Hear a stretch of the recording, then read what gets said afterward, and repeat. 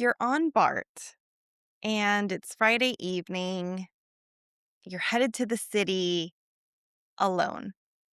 And the nervousness starts to creep in. You're feeling anxious and you got a lot of mental chatter. What does choosing alone instead of not at all feel like? Well, I was going to find out. Hello and welcome back to the Unrehearsed Podcast. It is your host, Giselle, and I am back sweating. Oh, last week was rough. What happened to the weather? We skipped spring. That's all I got is we skipped spring.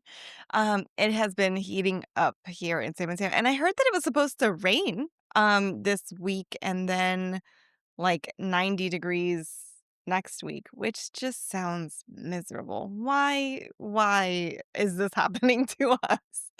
I I just can't. I don't know. You guys know that I'm always fighting the weather. I feel like this is one of my main points of contention. I pay too much money for this kind of weather. I want my perfectly cool but warmish blue skies, sun weather just year round. If there is a place out there in the world that feels like 70 and sunny and blue skies all the time, let me know because that is where I will be moving. As you can see, my hair is still long. I had quite a response about that. I had one person actually. No, I had two people. Two people telling me that I should cut my hair short. Everybody else was really adamant that I should not cut my hair. I think it would look cute, right? Just right about there, whatever. The jury's still out though. I very much might cut it still. It's just I'm I love it, and then at times I'm just oh, I just can't stand the feeling of my hair touching my skin. Which is the weirdest shit ever. But yeah, the World Cup is going on. We went to a my favorite barbecue place ever, and he was watching the game. Forgot who was playing, but the World Cup has got me so emotional, guys. You guys know that I don't do sports. I don't follow sports. It's not something that I go after. Um, I don't know the rules. I don't know very much about, I obviously know that there's, goals, right? I mean, the very, very basic of the basic rules and stuff that happens. But I follow it, but what I have been hearing is the, amazing little triumph stories. I'm too much of an empath for this kind of stuff. I mean, it just, my body can't take it. I get so, just overwhelmed with emotion when I see, fans celebrating for, that one I think it was Curaçao. It was their first, year playing against, Germany, which apparently is, a really strong team. And they got that one goal, and I'm gonna literally start crying, so I'm gonna stop myself. But it's just things like that just make my heart just so warm. Like the community of just coming together for something that everybody is so excited for. All of those TikTok videos of people who are taking people who can't go to an event, a sports team, a sports game, a sports whatever. Um, and then they get so excited. It's just oh, the videos have been, flooding my feed, and it's just oh, it's so heartwarming, and it makes me just so, happy that I'm human.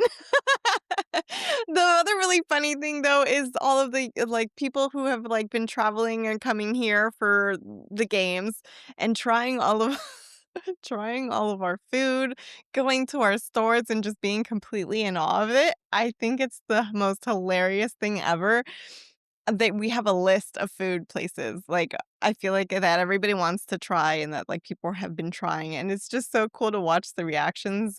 I love it. But that's what's going on in the world right now, and I think that it's really fun to watch and to witness. I mean, I don't really have to be, like, into sports to really enjoy everything that's going around that whole, event, that whole, bringing together of people. It's really funny. I've been hearing, like, Americans didn't even realize that we had a team, but we're, like, super patriotic right now, which is so true. I feel like we it's just not one of us. I was talking to Matt actually about it, and I was like, it's here we're just completely absorbed with football. I feel like football is really big, and so there really is no room for all of this other like, these other sports. I mean, like, we have baseball. Baseball is really big, basketball is really big, and I feel like, there's just, things just kinda fall to the side. I know that there are a lot of hockey fans, but I mean, like, I was never one of the bigger ones that I heard about. I mean, it wasn't until I think I was, like, 24 that I was even invited to a hockey game. So it's really cool to just be able to witness and see all these people. And there has been a rush of people that have been coming, especially here in San Francisco, just from the travel and from coming for the games and, all of the events and stuff. It's a lot of sports stuff going on. There was like the Knicks whole thing that was going on too. And it's fun. It's fun to watch people having fun. Um, One of the things that I have been doing is trying to find ways to have fun that does not include sports. And one of those things was the Chinatown Night Market. I went to that on Friday, which was so fun. I really enjoyed it. You catch that on Ellie Odyssey, but it was a really fun little event, the little thing that they put on. It was, I mean, I shouldn't even say little because it was a pretty like long stretch and a lot of, like, booths and food and things like that. But I invited a friend to come with me. It ended up not happening. She didn't end up making it to Chinatown, and so that's kind of put me in a really weird place. Now, I don't like to go anywhere alone. Like, call it fear, call it anxiety, call it whatever. I honestly, I couldn't even tell you what it is. But I don't like going places alone. Part of it is safety, part of it is just fear of just, whatever, just being alone out there. Going to a restaurant alone is, I've been getting, bleh. I am a lot better about, but it is just weird, when you're alone there and everyone's kind of doing their own thing and you're just kind of like, okay, well, here I am by myself, just people watching. So I have been getting better about it. I feel like I'm a lot more comfortable than I have been, but going on it sounds like I'm going like across the world, but it does kind of feel like it, where it's just like an extravagant like distance from where I am. And I'm going there alone and I'm going there to, do this thing to see this event or, whatever, partake in people being people and being around a lot of other people. It just that did bring a lot of anxiety into my body. As soon as I kind of felt like I was like, "Oh, she might not make it. What am I gonna do?" I am like literally, and I don't know if you guys know, me and Bart are just, we do not like each other. Me and Bart are a little bit at odds. But I was like, I'm literally on BART right now. I am a couple stops away. Like, what am I gonna do? Like, am I gonna really turn around? Am I really gonna go home? Like, and I, just I had to stop myself. I feel like I had to stop myself and say, like, it's okay. I'm like, I've got this. Like, it's fine. Like, you're gonna be okay. Like, you got this. And if it works out, great. If you don't like it or want to go home because you feel super uncomfortable, then just go home. Like, I had my little Bart mirror up, those glass those glass doors. Um just kind of like talking myself through it. I felt so uncomfortable in that moment, and I just kinda kept saying, I'm gonna be okay. Like, I'm gonna be fine. Like, this is people do this. This is normal." And so, I just kind of I jumped in and I was like, "Forget it. I'm doing it. I got off on my station. I walked the rest of the way. Recorded my video. Also, recording video on your own is always just weird. I feel like there are I did have a lot of people who were just kinda looking at me as I was, like, eating my food and recording myself. Um, it's weird. It's weird to be in that situation, being that person to record yourself eating or record yourself saying something or, camera in hand, walking around and, doing all this stuff. It is weird just in general. But when people are looking at you because they think that, like, "Oh, do we know this person from somewhere?" I'm just like, "Oh, no, you don't." Like, "No, you don't. No, you don't. Stop looking at me, please." Like, my anxiety can't take it. So that was really that was also kind of like in itself another kind of hurdle to kinda get over of just being like, you're here alone and you're just gonna have to deal with it. And if it doesn't work out, oh well, right? It's like, okay, we got here, we left, no big deal. Wasn't planning on staying very long, and I didn't. I didn't actually stay very long. Just kind of enough to eat my food, enjoy my time, and then, kind of just shuttled or scuttled off to Caltrain. But I feel like that opened up a lot for me. One, I proved myself. I proved to myself that I could do it, and that I was fine, and that I had a great time. It was a really it was I was more than fine. Like, I was more than fine. I really enjoyed myself. I got to do everything that I wanted without having to worry about, what else somebody else was doing. It just, like, I got into this flow, and it just felt amazing. But the big part that came with this was, even though it didn't happen, and I know that it was not personal that she didn't come, I feel like it has become such a pattern, and a pattern that I, like, almost like, without even confirming that she wasn't coming, I already knew that she wasn't coming. You know what I'm saying? Like, and again, not personal at all, but it's just become such a habit of this culture of, like, the soft yes, like a placeholder of maybe this will work, or maybe I'll do this if, I have nothing else going on. It's like we add, like, events, or we say yes, like we're adding shit to an Amazon wish list. Like, it just with no intention, right? Like, 0 intention of, like, actually following through. It's like, "Oh, this seems nice. Let me just add it," right? And it's just I feel like, and because I have been the receiving end of this pattern, and I do know a lot of people who have also been the receiving end of this pattern, it's just like I feel like people it immediately makes people draw back. Like, it's like a preservation thing at that point. It's just like, I'm gonna stop inviting. I'm gonna stop, doing or going or wanting or planning. I'm gonna stop, even trying to get people to go. And I feel like that just kind of is shitty. I feel like that is the shitty part of this weird pattern that we're in of, like, saying yes and not really meaning yes. Um, I have been doing my very best to be super intentional about telling people yes or no. If I'm going somewhere, if I'm planning on going somewhere, I'm gonna commit. Like, I am, and I always have been pretty much, I wanna say for, like, the majority of my life, been a very committed person when it comes to things like this. If you're gonna invite me and I'm gonna say yes, like, I'm going to be there, like, and, whatever's expected, right? If you plan on going to dinner, I'm gonna go to dinner and I'm gonna hang out with you. Like, if we're going out, I'm gonna go out and I'm gonna plan to be there with you because that is the plan that we made together. Um, and I think that slowly it's been degrading over time. That commitment of, like, "I'm gonna be here with you," has just kind of dissipated into, like, dust. Like, doesn't even, like, hold any weight anymore. When somebody tells me that they're coming, like, I almost in my mind, I'm just like, "They're not coming." Like, they're not coming. Like, I just and again, it's like I'm not taking it personally because, this is just kind of how it is.